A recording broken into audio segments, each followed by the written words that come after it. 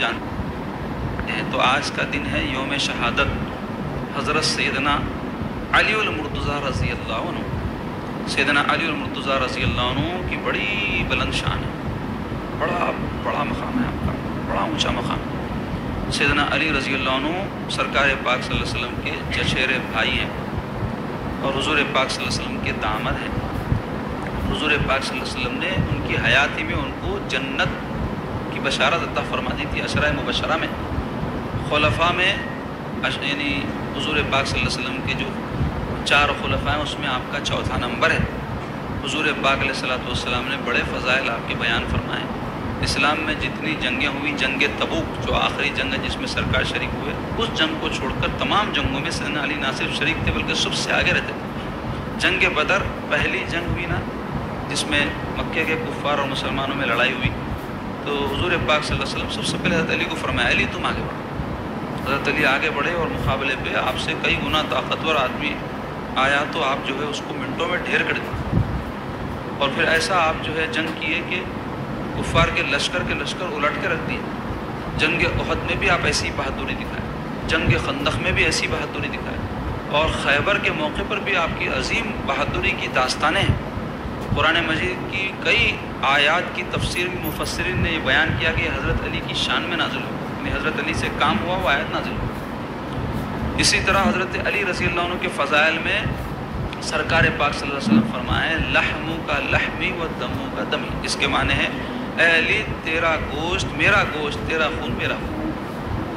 تو اس کا معنی کیا ہے؟ ایک تو معنی علماء نے بیان کی ہے کہ اس میں سرکار پاک صلی اللہ علیہ وسلم حقیقت کا بیان فرمایا ہے کہ حضرت علی کے دادا اور حضور کے دادا ایک ہی ہے، حضرت علی کا خون حضور کا خون ہے، حضرت علی کا گوشت حضور کا گوشت۔ دوسرے کمال درجے کی حضور کی محبت کا اظہار ہے کہ آدمی جب کسی سے بہت محبت کرتا ہے تو کہتا نہیں تم ہے سو میں ہے سو تم، تو اس سے حضرت علی کی شان معلوم ہو رہی۔ اس کے علاوہ سرکار پاک صلی اللہ علیہ وسلم تمام جنگوں میں حضرت علی کو ساتھ رکھے تھے۔ جنگ تبوک کے موقع پر بہت بڑا لشکر جا رہا تھا، 30,000 کا لشکر تھا، تو حضور پاک صلی اللہ علیہ وسلم مناسب یہ سمجھے کہ جب مدینہ ہم چھوڑ کے جا رہے ہیں تو مدینہ میں کوئی بڑا ذمہ دار آدمی رہنا، کہیں ایسا نہ ہو کہ بہت بڑی تعداد مسلمانوں کی باہر گئی ہے بلکہ غیر کافروں میں ہمت ہو کے مدینہ پہ حملہ نہ کر دیں، تو ایسی شخصیت کو چھوڑنا جو ہزاروں پہ بھاری ہو۔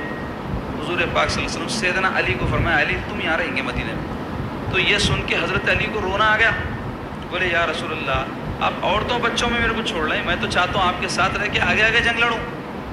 تو حضور پاک صلی اللہ علیہ وسلم فرمایا علی تمہاری مثال میرے ساتھ ایسی ہے جیسے ہارون کی مثال موسیٰ علیہ السلام کے ساتھ تھی۔ ہارون علیہ السلام حضرت موسیٰ کے بھائی ہیں نا، بڑے بھائی ہیں، اور اللہ تعالیٰ حضرت موسیٰ کی دعا سے ان کو نبی بنا دیا تھا، میرا ساتھ دینا انہوں۔ حضرت موسیٰ علیہ السلام کے زبان مبارک میں لغونت تھی، زبان صاف نہیں تھی، تو کچھ بھی پیغام لوگوں کو دینا ہے تو حضرت ہارون سے بولنے لگاتے تھے۔ حضرت ہارون فرماتے تھے زبردست افصحوا منی، میرے سے زیادہ فصیح ہے بولے حضرت موسیٰ علیہ السلام۔ تو حضرت موسیٰ کے مثال دے کے حضور فرمائے جیسے حضرت موسیٰ علیہ السلام کوہ طور پر جب تشریف لے گئے تھے توریت لانے کے واسطے، تو اس وقت حضرت ہارون کو اپنی قوم میں چھوڑ کے گئے تھے، میں بھی اپنی قوم میں ایسے ہی آپ کو چھوڑ کے جا رہا ہوں، سوائے اس کے کہ میرے بعد کوئی نبی نہیں ہے۔ فرمائے کہ حضرت ہارون نبی تھے نا، لوگوں کو ڈاؤٹ نہیں ہو جانا حضرت علی بھی نبی تو نہیں ہے، وہ کلیئر کر دیا حضور۔ اس کے علاوہ حضور پاک صلی اللہ علیہ وسلم اپنی چہیتی لاڈلی سب سے زیادہ پیاری صاحبزادی سیدۃ النساء العالمی بی بی فاطمہ الزہرا خاتون جنت رضی اللہ تعالیٰ عنہ کا نکاح حضرت علی سے کرے۔ جب بی بی فاطمہ کی شادی کا حضور ارادہ فرمائے تو کئی طرف سے پیامات آنے لگے، تو کوئی حضرت علی کو بھی ترغیب دلائے کہ علی آپ بھی اپنا پیام بھیجیے شہزادی کے واسطے، حضرت علی ذرا شرمندگی محسوس کرے۔ تو پھر بہت زیادہ جب اصرار ہوا تو آپ اپنا پیام سیدہ کے لیے حضور کی خدمت میں بھجوائے، تو حضور علیہ الصلوۃ والسلام فرمائے کہ میں سیدہ کی شادی اسی سے کروں گا جس سے کرنے کا اللہ حکم دے گا۔ تو حضرت انس رضی اللہ عنہ جو حضور کے خادم ہیں وہ فرماتے ہیں کہ جب یہ بات حضور فرمائے تو اس کے بعد حضور پر ایسی کیفیت طاری ہوئی جیسے نزول وحی کے وقت ہوتی تھی۔ پھر جب وہ کیفیت جاتی رہی تو سرکار پاک صلی اللہ علیہ وسلم ارشاد فرمائے علی تجھ کو مبارک ہو، اللہ تعالیٰ نے تیرا اور فاطمہ کا نکاح منظور کر لیا۔ کیا شان ہے حضرت علی کی، کیا شان ہے بی بی فاطمہ کی کہ اللہ کے حضور میں رشتہ طے ہو رہا۔ پھر حضور پاک صلی اللہ علیہ وسلم نے قریبی صحابہ کو بلا کر نکاح پڑھا دیے دونوں کو، اور پھر جب وداعی ہو گئی تو حضور سیدہ کے حجرے میں تشریف لے گئے اور تھوڑا پانی منگا کے اس میں اپنا لعاب دہن ڈال دی، تھوکے مبارک، اور پھر وہ پانی سیدہ پہ اور سیدنا علی پہ چھن کے اور پھر دعا کرے اللہ کے حضور میں، اے اللہ ان دونوں کو اور ان کی نسلوں کو شیطان کے شر سے محفوظ فرما، تو قیامت تک ان کی نسلیں شیطان کے شر سے محفوظ ہو گئی۔ سرکار دعا کر دی، اور بی بی فاطمہ حضرت علی ساتھ رہنے لگے۔ بی بی فاطمہ بڑی خدمت کرتی تھی اپنے شوہر نامدار کی، اور حضرت علی رضی اللہ عنہ محنت کش تھے، تو آپ جا کر محنت مزدوری کرتے تھے اور جو کچھ بھی میسر ہوتا لا کے اپنے بیوی بچوں کی پرورش فرماتے تھے۔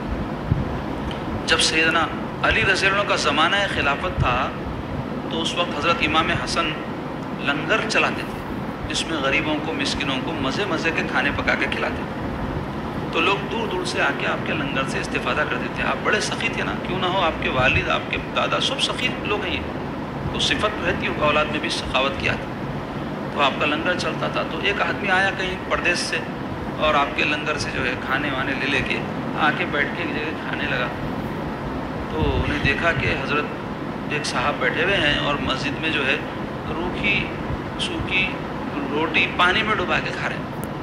تو اس کو حیرانی ہوئی کہ بھائی اتنے مزے مزے کے کھانے وہاں بٹ رہے ہیں بولے، اور یہ صاحب بزرگ جو ہے یہاں روکی سوکھی کھا رہے ہیں۔ تو جا کے حضرت امام حسن سے کہنے لگا، اے امام آپ تو جو ہے لوگوں کو مزے مزے کے کھانے کھلا رہے ہیں، بولے ایک صاحب مسجد میں بیٹھ کے روکی سوکھی کھا رہے ہیں، بولے۔ تو حضرت امام حسن کو بھی حیرت ہوئی، بولے چلو دیکھیں گے کون ہے۔ تو آئے تو انہیں بولا دیکھو یہ صاحب ہے۔ جیسے ہی انہیں بتایا تو حضرت امام حسن فرمایا، رہے نادان کیا بول رہا ہے، یہ میرے والد علی مرتضیٰ ہیں، اللہ ان کے گھر کے تو صدقے لوگ کھائیں اور ان کا یہ عالم ہے۔ دیکھو اور بھی بہت بڑے آپ کے فضائل ہیں، بڑی آپ کی اونچی شان ہے۔ تو عبد الرحمن ابن ملجم نام کا ایک ملعون جو ہے 19 رمضان مبارک کو جب آپ نماز فجر کے لیے عادت تھی لوگوں کو آواز دیتے ہوئے تشریف لے چلو نماز کے لیے چلو، تو آپ کا تعاقب کرتے رہا۔ جیسے ہی آپ جماعت کے لیے تشریف لے گئے اور امامت کے مصلی پر کھڑے ہوئے، تلوار سے جس میں زہر بجھا ہوا تھا آپ پر حملہ کر دیا۔ تو آپ جو ہے کیا فرمائے، فزتو برب الکعبہ فرمائے، جس کے معنی ہے میں رب کعبہ کی قسم میں کامیاب ہو گیا فرمائے۔ یہ ایک جملہ غور کرنے کا ہے۔ کوئی آدمی کے اوپر حملہ ہوا تو اس کی جان جاتی نا جی، تو اس پر تو انہیں افسوس کرتا کہ ہائے میرے ساتھ یہ کیا ہو گیا بولتا۔ شان مولا علی دیکھو، اللہ کی راہ میں جان جاری تو آپ فرما رہے ہیں کہ میں کامیاب ہو گیا، تو کیا معلوم ہوا اس سے، اللہ کی راہ میں جان گئی تو آدمی کامیاب ہوتا، ورنہ جان تو ایسے بھی جاری۔ حضرت علی رضی اللہ عنہ جب جنگوں میں تشریف لے جاتے اور ذوالفقار حیدری جب برستی دشمنوں پر صفوں کی صفوں کو کاٹ کے رکھتے تھے، تو ایک دن آپ کے ایک ساتھی صحابی پوچھے، علی آپ جو ہے جنگوں میں جب جاتے اور ایسا بے دھڑک دشمن کے بیچ میں گھس جاتے، بولے آپ کو خوف نہیں ہوتا، جان کا ڈر نہیں لگتا؟ تو آپ فرمائے جان کا ڈر میں تو اس خیال سے جاتا ہوں کہ دشمن سے لڑتے ہوئے شہید ہو جاؤں، اس نیت سے نہیں جاتا ہوں کہ میں دشمن کو مار کے بچ کے آ جاؤں۔ میری نیت کیا ہوتی ہے، دشمن سے لڑتے ہوئے راہ خدا میں جان دے دوں۔ تو اب اندازہ لگاؤ کتنا بڑا فرق ہے سوچ میں۔ تو سیدنا علی رضی اللہ عنہ کے بے شمار اقوال ہے، اس میں سے ایک قول آپ کا یہ ہے کہ دنیا میں ایسے رہو جیسے کشتی پانی پہ رہتی ہے، پانی کشتی میں اگر داخل ہوگا تو کشتی ڈوب جاتی، جب تک پانی کے اوپر رہتی کشتی سلامت رہتی۔ تو ایسے ہی آپ فرماتے ہیں دنیا میں کیسے رہو، کشتی کی طرح جیسے پانی پر رہتی ہے، مطلب دنیا کی محبت دل میں نہیں آنا، دنیا پر تو کیونکہ کشتی کا وجود پانی میں رہتا، اور کشتی پانی میں رہی تو چل سکتی، زمین پہ چلتی کشتی نہیں چلتی، تو پانی پہ چلنا، تو ایسے دنیا میں رہ کے ہم کو گزارنا ہے، تو دنیا کے باہر تو جا کے گزارنا نہیں ہے، لیکن دنیا کی محبت دل میں مت آنے دو۔ اتنی پیاری بات ہے، آپ غور کرو۔ تو مولا علی رضی اللہ عنہ کا آج یوم شہادت ہے،